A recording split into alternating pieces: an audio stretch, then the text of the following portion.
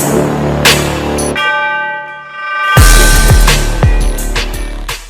friends, welcome to this latest episode of the Nationalist View, and today we have with us a very special guest, Mr. Bipin Deo from Kathmandu, Nepal. Bipin ji, thank you so much for joining the show. Thanks for having me, Anandji. Bipin ji is a geopolitics expert. He writes extensively on South Asia and international relations, and he has been on our show in the past also. And today we are going to talk with him a number of issues which are there in South Asia, but we'll start first with Nepal. Sir, there are reports of violence and curfew in parts of Nepal. So, can you explain what is happening on the ground and what factors have led to the current situation?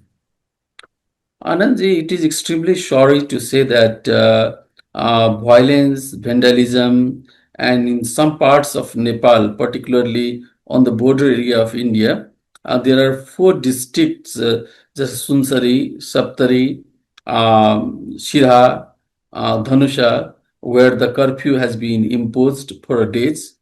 And violence has been spreading like conflagrations. All political parties, civil society, religious group have appealed the people to be peaceful. But at the core of the issues, when we just diagnosis the problem, because Nepal is a very peaceful society. I mean, Hindus and Muslims have lived in coexistence very peacefully. Actually, here in Nepal, one of the beautiful picture on the beautiful features of Nepali society is that we do not tolerate only other religions. We celebrate other religions. That is the part of culture of Nepali society. But for a long time, what has happened is that in the name of radicalizations, in some of the religious institutions, you find fundamentalism, fanaticisms. These things have been spreading, and in some of the religious institutions, in a very planned way, particularly, frankly speaking, when Gijab Satkwala was a prime minister, then Atal Bihari Vajpayee had drawn his attention, particularly the district in which this very conflagration has spread, to keep the government of Nepal eyes open on some of the institutions where radicalization is being charted out and radicalization has been injected in the name of indoctrinations. What happens is that so many religious institutions have not been under the scrutiny of the government. What syllabus is being taught, from where the funding is being done, and what type of the people are working there, what is their plan. So until and unless government keeps its eyes open on these particular religious institutions, this type of violence, in fact, was outcome because of the carelessness, I say to larger extent, from the intelligence agencies. In spite of all these things, the government of Nepal has been very serious, very sincere, and political parties have appealed together to resolve these very issues, because communal violence, you see, if you talk about epicenter of this very violence is just in the South Asia, this very radicalization has been started from the days of Ziaullah, and particularly, as Arunji, you have heard the Field Marshal Munir's statement that Hindu and Muslims cannot live together. This type of violence and globalization have been linked together, you find. So, some fundamental elements, foreign players and foreign fundings, these things, in fact, steer the situations. Therefore, government of Nepal is competent, active, and even Home Ministers has visited the particular areas to appeal the people.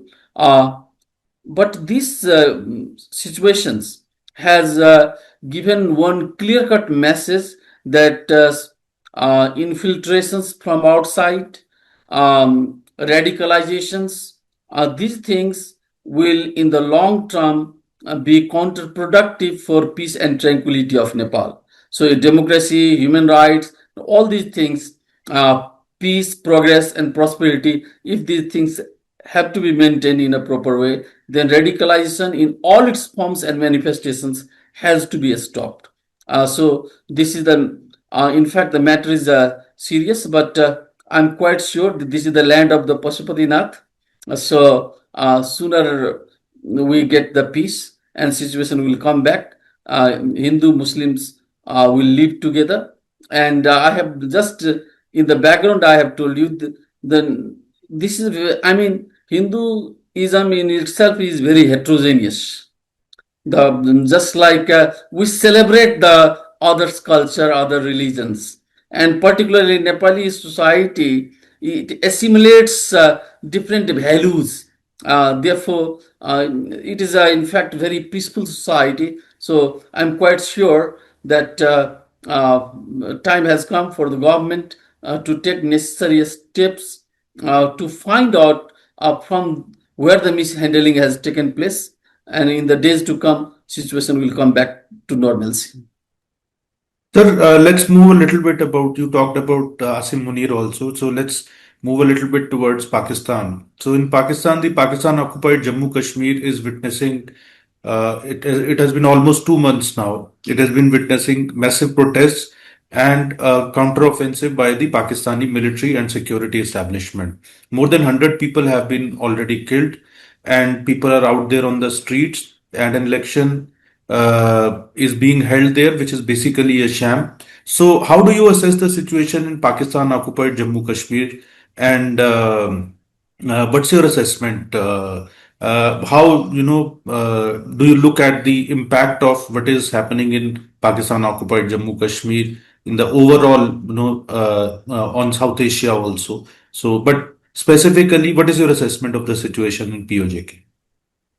Arun ji, I think I'm quite sure that you have heard the statement of interim ministers of the Pakistan, Mohsin Nawab Naqvi, I think. He has given one statement that has amazed me, that Pakistan's system is collapsing. Political system in Pakistan is collapsing, and for 70 years, as he said, that there is no change in the existing condition of the Pakistan. Same slogans and something like that. Actually, POK problem is in fact, if you look at the level of violence, vandalism, destructions, death that are happening for the last 2 months, it has drawn the attention of human rights agencies all over the world.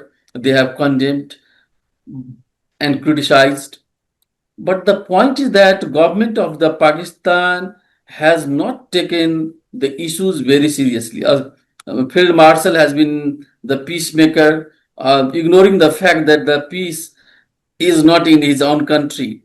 In Balochistan, same problem. Pakhtari, just like in the border areas with Afghanistan, same problem. And POK is a burden. So, in fact, there are three reasons which can be held responsible for the deteriorating condition of Pakistan occupied Kashmir. First thing, for the last 7 decades, only radicalization, radical force that from the Mirpur to the just different areas, you find it had become the factory of the terrorists. I mean, in the name of indoctrinations of radicalizations, just like children were not sent to the school, modern schools. I think there was no project of development. So all these accumulated factors have exploded over there, and I think that a leading force, because the National Party lacks their presence, particularly in the POK. Just like Bilawal Bhutto had visited And if you read his tone, you find the person who had been his father has been a president, and just like he was blaming to the government that the government has not taken the care of the people of the POK. So they are very paradoxical what they say and what they do. I think just like the way we have read that Balochistan, some BLA has declared itself to be independent, declaring its own currency, own flag, on the national songs, national anthem, and POK is also to the just like to that very stage as the Balochistan has been, and if we track the activities of the politician, particularly Pakistan government is in the hand of the Pakistan army, and army field marshal has been busy, especially in the sometimes Iran, sometimes in China, and sometimes in Washington's, ignoring the what is happening inside the country. So this matter is very serious, and particularly in the South Asia, just like if the Pakistan, in case this very explosion will take place, it would have impact not only on India but on other parts of the South Asia to Nepal, even Bangladesh. You find one of the notable thing that we have to think that these very if a Muslim refugee, they do not go Saudi Arabia, they do not go to the just like other Bahrain, Kuwait, Qatar, because they hardly permit. Where actually they do go, they go to India, they go to the democratic country, particularly Europe. Nepal, Rohingya problem. Nepal is facing major Rohingya problem, and many experts say that problem in Nepal has taken place because of this very Rohingya infiltrations problem. So I think that POK problem is a major and serious problem, and it shows the hollowness. Two nation theory has been just like a failure. A nation cannot. I do not agree. Just like as Munir say that Muslim and Hindu cannot live together. Rather, I would like to quote the word of Jawaharlal Nehru. He has written wonderfully in Discovery of India. If the religion is a factor that can be dividing factor of the nation, each and every village of India has to be divided, because Hindu and Muslim live in each and every village of India. In the same way, this happens also in Nepal. In the just like in many mountainous parts of Nepal, Muslim peoples they are living in the Tarai pocket. So I think religion should not be a factor like this. But in case of the POK, I think that this is the high time to address. There are three main issues. First issue is that they lack their representations. Representation issue is one. Second, the public welfare, the water shortage. Basically, basic issues of the moment is water, food, health. These are the welfare. The state has not their presence felt in the at the gate of the people. The second problem. And third problem, how long the process of radicalization will go. Because in Pakistan as a country, it has 63 billion its budget, and just like 10 billion it spends particularly in its defense to compete other major countries. So I think because of the foreign policy of the Pakistan, you find the large large volume of money goes into the pocket of the military, and as a result of this, democracy in Pakistan is massacred, and because of this reason, the POK and just like Balochistan and other parts of Pakistan, the problems are taking place. Sir, This is my let's move a little bit now towards, especially from Pakistan, we can move towards kind of indirectly towards China. So recently, ASEAN had its foreign ministers summit in Manila, and US State of Secretary Marco Rubio also spoke there. And there was later on a joint statement also by some of the countries, including India, Japan. And there was a lot of conversation about Indo-Pacific. So, what are the key takeaways for Indo-Pacific region from this ASEAN summit, especially given the fact that China has been trying to uh, play like a hegemon in the Indo-Pacific region? Anandji, actually, Manila Summit 2026, particularly meet of the foreign ministers of ASEAN, where United States, China, and India have been invited. This ASEAN, because the concept of the Indo-Pacific, India's policy of Indo-Pacific is totally based on the centrality of ASEAN. And this summit was very important from the geopolitical perspectives. On the one hand, the summit, foreign minister summits, has appealed for the peace and tranquility in the Middle East, as well as in war of Rus and Ukraine. At the same time, if you see the statement and the speech of the foreign minister of Philippines, she has laid a stress on just like maritime freedom of navigations. So it was clearly giving the signal to the China that China is flexing its muscles, particularly in the South China Sea. Many countries of the ASEAN, particularly Malaysia, Indonesia, Philippines, they feel themselves threatened by the bullying nature of China. So, in this very discussion and presence of the Rubio, particularly in that very summit, was indication that for economic development of ASEAN, China is one of the best partner. But for the security cover, the ASEAN feel the need of the presence of United States. And Secretary Rubio has a speech was in fact giving direct signal that American supports and sympathy are with the ASEAN because Japan has problems with China on the Senkaku Island. Philippines and China, they have problem in the different areas in different islands over there. They have raised the issue of 9 dash lines. So many artificial islands are being created over just like 20 years by China in the South China Sea. These were the issues that were discussed. The most important factor that ASEAN has lots of expectations from India because the very location of India is in the lap of in the arm of Indo-Pacific Indian Oceans. So the way the Indian Navy is playing its role, particularly in the maritime area, that has been very impressive. And some of the experts have said that India has been the net provider of the security, particularly in the Indo-Pacific areas. And above all, from the Indian perspective, if you look at ASEANs have lots of expectation, and just Philippines has also had BrahMos from India. Vietnam has also BrahMos from India.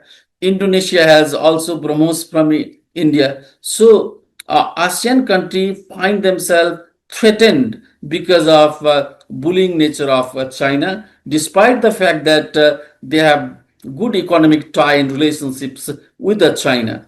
And ASEAN countries are most countries are practicing the democratic values. So they look forward to United States and India for their securities. So these 2026 foreign minister summits has been very important from the geopolitical point of view because South China Sea has been one of the flashpoints of tussle and confrontations.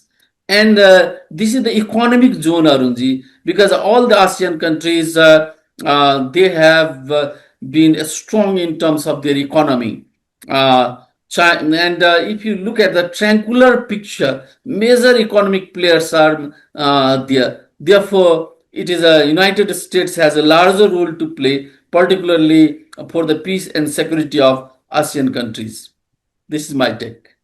Sir, we have to talk about Iran war also, and we have seen that recently there were Iraq-based proxies of Iran So they had carried out certain attacks in the West Asia. So and then there is a counteroffensive which is done by United States and Saudi Arabia. So how do you see this new twist in now? The groups in Iraq. So now they are also they've also got involved in this. So how do you see this thing panning out? What is the significance of this development? It is in fact very interesting from a strategic point of view, Arunji. Saudi Arabia, you find these countries, Saudi Arabia, it had been under the umbrella of United States for a long time, but it was trying its best to have the good relationship with Iran. But point is that proxy of Iran, just like Hamas, Houthi, Hezbollah, they are from time to time targeting to Saudi Arabia, and in different ways as a part of the pressure. So Saudi Arabia, though it has had its security ally with Pakistan too, 30,000 Pakistani troops are in these days in uh, Saudi Arabia as a part of giving the just like a security cover to the Saudi Arabia. Financially, it has been very well-to-do country, as everybody knows. But the way it has worked, it has just like handled the problem inside the Iraq, especially in wiping out those very proxy managed, guided, and manipulated by Iran. So it brings a different sort of the picture in the Gulf areas. Never before the Saudi Arabia has demonstrated this type of its strength like this. So I mean, the interesting point is that position of the Pakistan has been very critical, because Pakistan is negotiating the peace and tranquility in the Middle East. Pakistan from time to time claims that it has maintained the good and friendly relationship with Iran. In case Saudi Arabia, because Pakistani army, they have Saudi Arabia has hired the Pakistani army. So Pakistani time will come, then the Pakistani army will have to fight against the Irani armies. Days are not far away. So in one way, it has been diplomatic failure of Pakistan to depute its soldiers in the soil of Saudi Arabia. But it also gives the signal that days are not far away that these various countries will come together against Iran, because the Iran has not changed its attitude for economic strength, for economic prosperities. These countries, Saudi Arabia, UAE, Qatar, Bahrain, Kuwait, they all have to be together for their progress and prosperity. And this is indication the participation of Saudi Arabia with United States, particularly in wiping out, I say rather, terrorists from the soil of Iraq, is a signal that these various, I mean, countries will come together against Iran. And this also shows that days are not far away that Iran would be isolated because of its behavior and attitude targeting to every neighboring countries which are very rich in terms of their economic strength. Sir, reports suggest that Xi Jinping is likely to visit India for the BRICS summit next month. So, how do you see the trajectory of Sino-India relations, and what should we realistically expect from such a visit? I think the last visit of Xi Jinping was in 2019 to India, as I remember, Mamlapuram, I think. And from post Galwan, Xi Jinping has not visited India.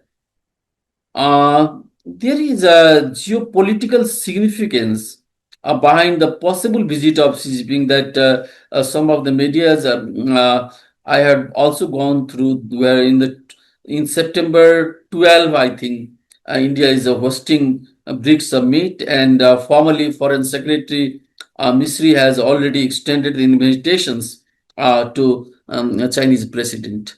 So it has a geopolitical significance in the sense that if you look at, then you find that China is to some extent has opened its market for the Indian goods, just like engineering items, electronic items. Now, the trade deficit that India had faced in the previous days, slowly and gradually, India has also exported 20 billions in the Chinese market. So this is a good indication.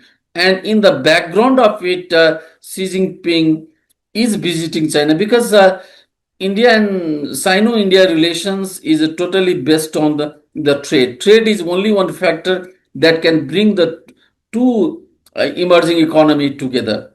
It is trade is a glue that in fact brings together. So because of the demographic dividend of India, India is a fast growing economy, emerging middle classes, a democracy, and the way Amazon, Google's, Microsoft, and other just like a European business house have been investing India as a part of the substitute to China.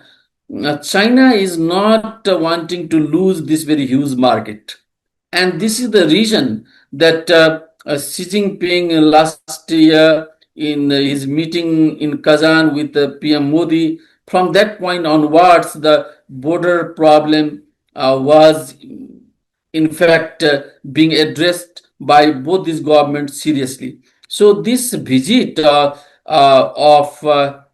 the officially Communist Party of the China has not declared, but there are some indication that Xi Jinping would visit India, and Putin is also coming at the same time. So there would be bilateral talks, and I guess in my reading, in my assessment, that meeting of this Prime Minister Modi and President Xi would be totally based on the trade, because economic ambition is the major plank of the foreign policy of China as well as of India. So both these countries, just like I think Arunji, through you, I like to say you, just like in 1988, Deng had given one formula to Rajiv Gandhi,